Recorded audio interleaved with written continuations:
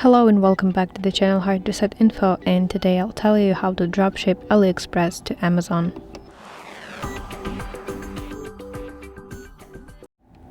So in the AliExpress application, you should search for items and products with good reviews, low prices, reliable sellers, and fast shipping.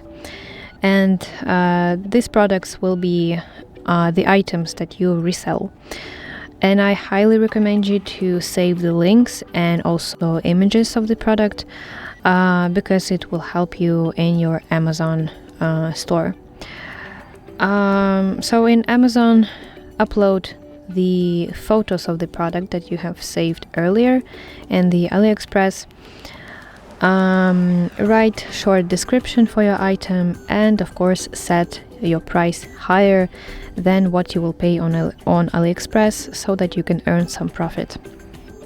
And when someone places an order on Amazon, go back to AliExpress, make an order, and enter your customer's name and shipping address at the checkout, and the seller on AliExpress will ship the product directly to your customer on Amazon. But make sure that you provide your customer with tracking information and that you answer questions as soon as possible. So that's it. I hope this video helps you, and if so, please leave a thumbs up and please consider subscribing to our channel. See you soon. Bye bye.